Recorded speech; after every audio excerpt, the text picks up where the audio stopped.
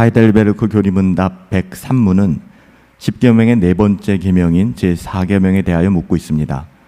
제4계명에서 하나님께서 요구하시는 것은 무엇입니까?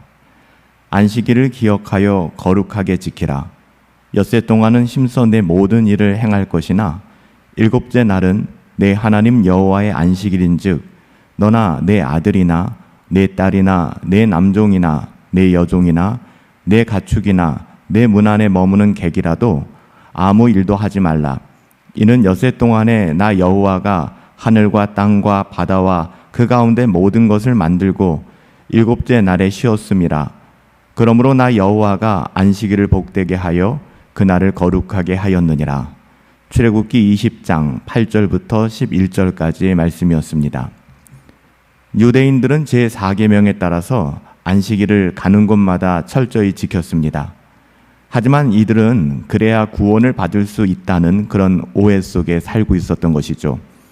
하나님의 자녀이기 때문에 하나님의 자녀답게 하나님의 말씀에 순종하며 하나님의 주권과 섭리를 인정하며 살아가는 것이 마땅한 것인데 안식일을 지켜서 율법을 지켜서 하나님의 자녀가 되려고 했던 것입니다. 그러니까 율법을 지킨다는 것 자체가 노역이고 고역일 수밖에 없는 거예요. 힘들고 어려운 일인 것이죠. 율법을 즐거워하는 것이 아니라 율법을 버거워하게 된 것입니다. 이쯤 되면 이런 마음을 가지고 하는 신앙생활이라고 하는 것은 버거울 뿐이죠. 힘들 뿐이죠.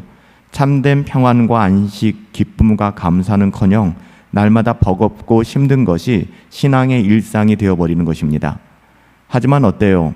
하나님께서 우리를 창조하신 목적, 하나님이 우리를 부르신 목적은 하나님을 영화롭게 하며 하나님을 즐거워하기 위함이다 라고 말씀하시잖아요.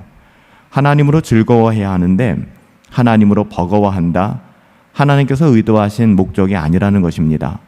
우리는 날마다 율법을 오해하기 때문에 하나님으로 버거워하게 되는 것 같아요. 그렇다면 오늘 이 4계명의 핵심은 무엇일까요? 안식일을 거룩하게 지키라는 명령을 주신 이유가 무엇일까요? 안식일은 토요일이죠. 당시의 안식일에는 아무것도 해서는 안 된다는 게 본질이었습니다. 하지만 그렇지 않아요. 하나님께서 의도하신 것은 그것이 본질이 아니었습니다. 안식일에는 아무것도 해서는 안 된다는 게 본질이 되고 만다면 우리는 하나님의 말씀을 율법의 저주로 바꾸어 버리는 것이죠. 만약 어떤 특정한 요일에 국한시킨다면 우리는 모두 주일날 예배하는 것이 아니라 마치 안식교처럼 토요일에 모여 예배해야 될 것입니다. 더불어 토요일에는 아무것도 하지 말아야 될 거예요. 하나님께서 그렇게 말씀하신 것이 아니거든요. 안식일의 규정은 사실 특정한 요일에 국한되는 것이 아닙니다. 그래서 예수님께서는 안식일을 주일로 바꾸어 주셨잖아요. 오늘날은 우리가 주일로 안식일을 대체하여 지키고 있습니다. 우리가 안식일이 아닌 주일에 모여 예배하게 된 것은 예수님께서 사망의 권세를 이기시고 부활하신 날이 안식 후 첫날, 즉 안식일이 지난 다음 날, 지금으로 따지면 일요일이기 때문이죠. 세상 사람들이 말하는 일요일 새벽이었기 때문에. 그래서 제4계명에서 정말 중요한 것은 우리의 삶의 주인 되신 하나님의 주권과 섭리, 특별히 하나님의 주인 되심을 인정하라는 말이에요. 시간의 주인 되신 하나님을 인정하는 것이 바로 주일 성수의 의미입니다. 일요일날 주일날 나와서 예배당에 앉아서 예배드리는 것뿐만 아니라 주일 성수의 의미는 우리의 시간의 주인 되신 하나님을 인정하는 것이죠.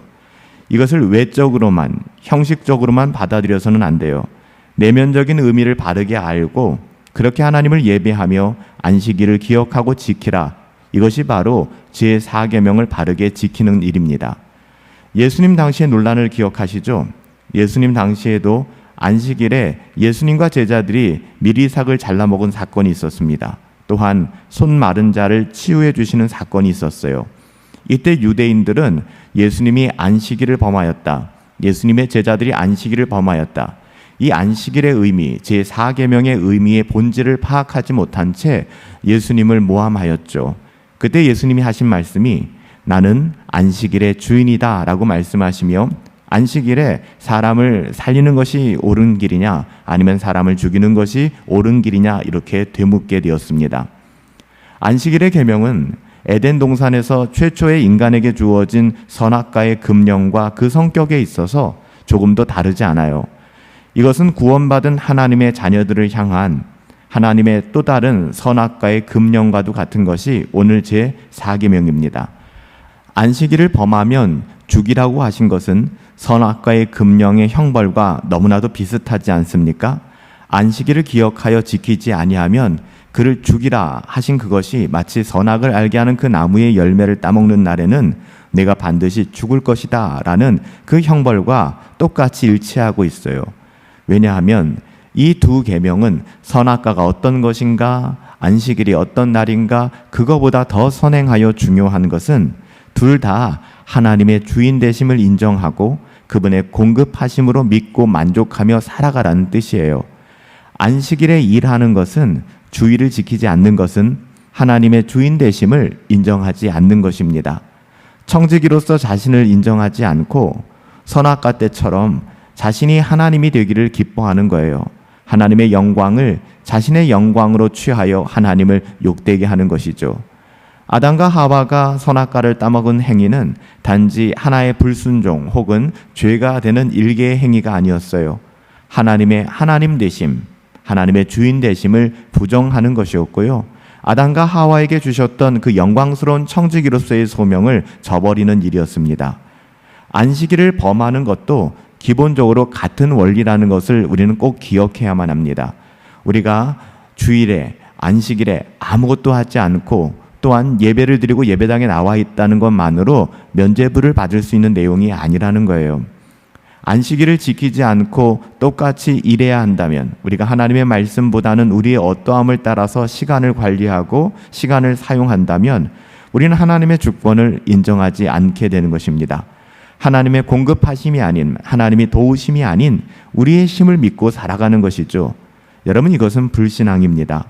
안식일을 거룩하게 지키라는 계명은 다른 모든 계명과 마찬가지로 하나님의 주권을 인정하는 하나님의 자녀가 되어라, 이렇게 말씀하시는 거예요.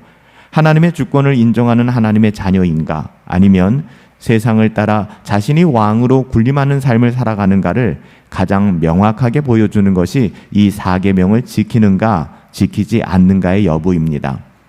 여러분, 우리가 오늘 눈여겨볼 것 중에 하나는 출애굽한 이스라엘 백성 중에 가나안 땅에 들어간 사람들이 여호수아와 갈렙밖에는 없었다는 사실이에요. 60만 3,550명이 광야에서 모두 죽고 말았습니다. 가나안 땅에 못 들어갔어요. 그렇다면 왜 광야교회 1세대, 출애굽 세대가 안식의 땅 가나안 땅에 들어가지 못했을까요?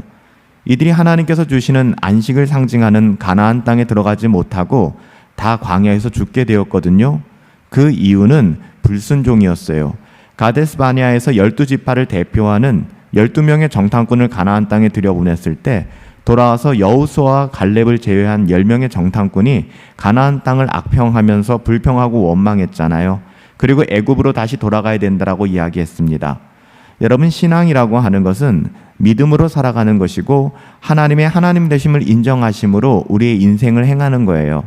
우리가 우리의 어떠함을 보고 선악을 알게 하는 나무의 실과를 탐내며 욕심내고 또한 하나님께서 말씀하신 시간의 주인 되신 하나님의 말씀을 어기고 그 시간을 우리의 마음대로 사용할 때 우리는 가데스 바네아에서 실패한 이스라엘 백성들처럼 여전히 우리의 삶의 자리에서 실패할 수밖에 없다는 것입니다.